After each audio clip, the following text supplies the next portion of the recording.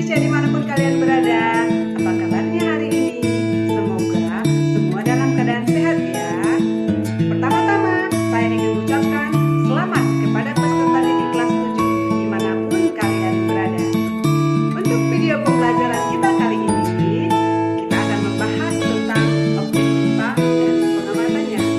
Baiklah, langsung saja kita mulai ya.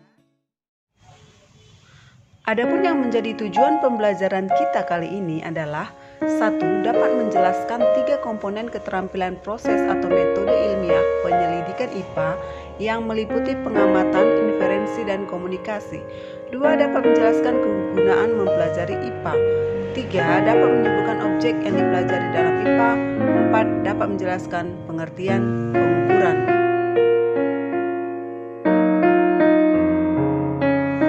5. Dapat membandingkan satuan baku dan tidak baku. 6. Dapat memahami kegunaan satuan baku dalam pengukuran. 7. Dapat mengkonversi satuan dalam SI atau sistem internasional. 8. Dapat menjelaskan pengertian besaran pokok beserta contoh dan satuannya. 9. Dapat menjelaskan pengertian besaran turunan beserta contoh dan satuannya. 10. Dapat melakukan pengukuran dengan satuan tidak baku. 11. Dapat melakukan pengukuran besaran-besaran pokok dan turunan dalam kehidupan sehari-hari. Objek apa saja yang dipelajari dalam IPA? Objek yang dipelajari dalam IPA adalah meliputi seluruh benda yang ada di alam dengan segala interaksinya. Setelah kamu mengetahui objek apa saja yang dipelajari dalam IPA, maka kita akan mulai penyelidikan ilmiah IPA. Pernahkah kamu memperhatikan temanmu? Misalnya, tinggi badan, warna kulit, bentuk hidung, mata, dan massa tubuhnya. Semua kegiatan ini disebut dengan penyelidikan ilmiah IPA. 3 langkah penyelidikan IPA. 1. Pengamatan. 2. Inferensi. 3. Komunikasi. Pengamatan adalah proses mengamati suatu objek dengan menggunakan panca indera atau alat peraga. Misalnya, kamu mengamati ciri-ciri temanmu dengan menggunakan panca inderamu. Sedangkan jika kamu ingin mengamati benda-benda relik, kamu dapat menggunakan mikroskop. Inferensi adalah proses merumuskan penjelasan berdasarkan hasil pengamatan. Setelah kamu melakukan pengamatan terhadap temanmu, kamu dapat membuat inferensinya. Misalnya, temanmu berciri-ciri bertubuh tinggi, berhidung mancung, bermata sipit, massa tubuhnya 45 kg, dan lain sebagainya. Dan yang terakhir, komunikasi. Hasil pengamatan bisa dikomunikasikan dalam bentuk tabel, bagan, kurva, diagram, atau grafik. Sudah cukup jelas kan tentang langkah-langkah dalam penyelidikan ilmiah IPA? Sekarang, coba kamu melakukan evaluasi dengan cara mengamati 3 hewan yang sering kamu temui di sekitar rumahmu. Tuliskan ciri-ciri hewan tersebut dalam bentuk tabel. Selanjutnya, kita akan membahas manfaat belajar IPA. Ada beberapa manfaat dari belajar IPA, diantaranya 1. Dapat meningkatkan kualitas hidup, misalnya apakah bunga yang ditanam akan tumbuh. 2. Dapat memahami berbagai hal di sekitar kita, misalnya mengapa bisa terjadi siang dan malam, atau mengapa matahari bersinar. 3. Dapat menyelesaikan masalah, misalnya bagaimana mendapatkan air bersih dari air keruh.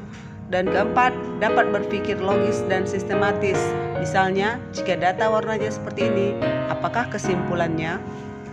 Sehingga dapat disimpulkan bahwa berbagai macam ilmu dapat digunakan dalam kehidupan sehari-hari. Pembahasan kita berikutnya adalah pengukuran.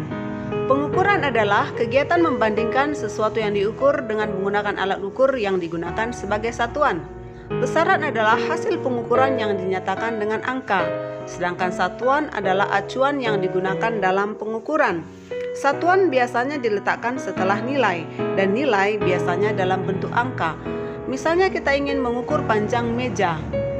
Hasil pengukurannya adalah 1,5 meter. Jadi, panjang merupakan besaran 1,5 merupakan nilai besaran, dan meter merupakan satuan. Satuan pengukuran dibedakan menjadi dua, yaitu satuan baku dan satuan tidak baku. Contoh dari satuan baku, meter, kilogram, sekon. Contoh dari satuan tidak baku, jengkal, hasta, dan depa. Satuan baku adalah satuan yang disepakati oleh semua orang. Selanjutnya kita akan membahas tentang besaran. Besaran dapat dikelompokkan menjadi dua, yaitu besaran pokok dan besaran turunan. Besaran pokok adalah besaran yang satuannya sudah ditetapkan terlebih dulu. Di dalam IPA ada 7 besaran pokok, yaitu 1 panjang, satuannya meter, 2 massa, satuannya kilogram, 3 waktu, satuannya sekon, 4 suhu, satuannya Kelvin, 5 kuat arus, satuannya ampere, 6 intensitas cahaya, satuannya kandela, dan 7 jumlah zat, satuannya mol. Untuk memudahkan kamu mengingat 7 besaran pokok, kamu dapat mengingatnya dengan jiwa FMP, di mana J merupakan jumlah zat, I merupakan intensitas cahaya, W merupakan waktu, A arus listrik atau kuat arus listrik, S suhu, M massa, dan P panjang. Besaran turunan adalah besaran yang satuannya diturunkan dari besaran pokok. Wah, besaran turunan ada banyak sekali ya. Tetapi untuk mempermudah mengingatnya, jika tidak ada di besaran pokok, berarti merupakan besaran turunan. Berikut adalah contoh beberapa besaran turunan yang sering kita jumpai dalam kehidupan sehari-hari. Yang pertama adalah luas. Untuk benda yang berbentuk persegi, luas benda dapat ditentukan dengan mengalihkan hasil pengukuran panjang dan lebarnya. Jadi besaran luas, jika panjang dan lebarnya diukur dalam satuan meter, maka luas yang diperoleh satuannya adalah meter kuadrat. Selanjutnya, volume. Misalnya kamu mempunyai 2 wadah, yakni wadah besar dan wadah kecil. Jika dipergunakan untuk menampung air, wadah besar pasti dapat menampung air lebih banyak. Hal tersebut terkait dengan besarnya ruangan yang terisi oleh materi, biasanya disebut volume. Jika volume suatu benda lebih besar, maka benda itu dapat menampung materi lebih banyak dibandingkan benda lain yang volumenya lebih kecil. Volume merupakan besaran turunan yang berasal dari besaran pokok panjang. Volume benda padat yang bentuknya teratur, contohnya balok, dapat ditentukan dengan mengukur terlebih dahulu panjang, lebar, dan tingginya, kemudian mengalihkannya. Jika panjang, lebar, dan tinggi diukur dalam satuan meter, maka volume yang diperoleh satuannya adalah meter kubik. Bagaimana cara menentukan volume suatu zat cair?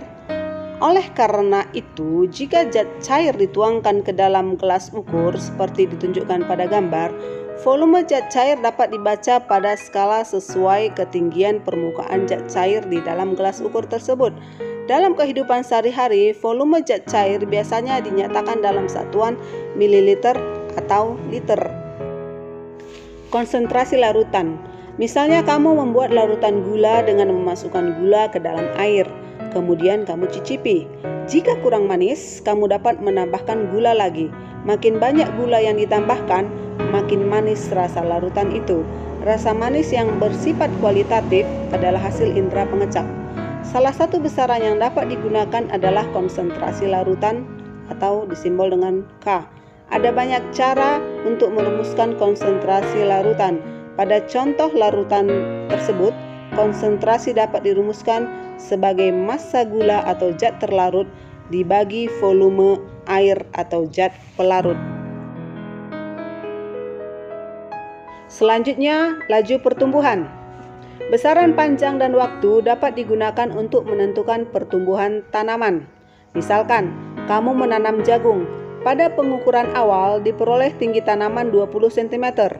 Dalam waktu 10 hari, tingginya menjadi 60 cm. Kamu dapat menentukan laju pertumbuhan jagung tersebut dengan perhitungan sebagai berikut. Laju pertumbuhan sama dengan pertumbuhan tinggi dibagi selang waktu. Jadi dapat disimpulkan, laju pertumbuhan tanaman tersebut adalah 4 cm per hari. Berikut berbagai macam alat ukur yang mungkin sudah sering kamu jumpai dalam kehidupan sehari-hari.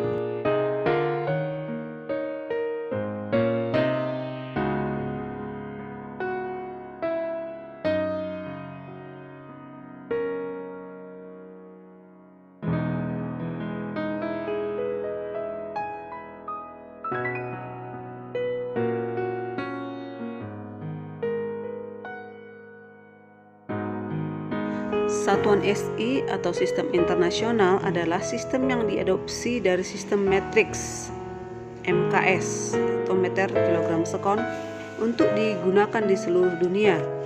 Sistem internasional lebih mudah digunakan karena disusun berdasarkan kelipatan bilangan 10 seperti pada tabel berikut.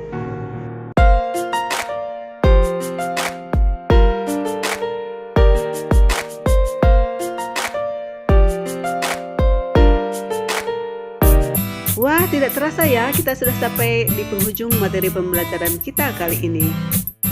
Rangkuman dari materi pembelajaran kita kali ini, 1. Penyelidikan ilmiah IPA melibatkan sejumlah proses, antara lain mengamati, membuat inferensi, dan mengomunikasikan. 2. Pengukuran merupakan bagian dari pengamatan. 3. Mengukur adalah membandingkan besaran dengan besaran sejenis sebagai satuan, menghasilkan ukuran yang terdiri atas nilai dan satuan. Mengukur membutuhkan alat ukur. Alat ukur harus sesuai dengan besaran yang akan diukur. Besaran yang diukur terdiri atas besaran pokok dan turunan. Satuan besaran pokok didefinisikan. Satuan besaran turunan diturunkan dari besaran pokok. Panjang, massa, waktu, kuat arus, suhu, jumlah zat, dan intensitas cahaya termasuk besaran pokok. Luas, volume, konsentrasi larutan, serta laju pertumbuhan termasuk besaran turunan. Sekarang coba kamu kerjakan latihan berikut. 1. Meliputi apa sajakah yang menjadi objek yang dipelajari dalam IPA? 2. Apakah yang dimaksud dengan mengukur? 3. Besaran yang satuannya dalam SI adalah sekon atau detik adalah? 4. Mengapa para ilmuwan harus melakukan pengukuran dengan menggunakan satuan baku yang sama? 5. Apakah yang dimaksud dengan besaran pokok? Dan sebagai tugas, kerjakan uji kompetensi buku paket halaman 29-30.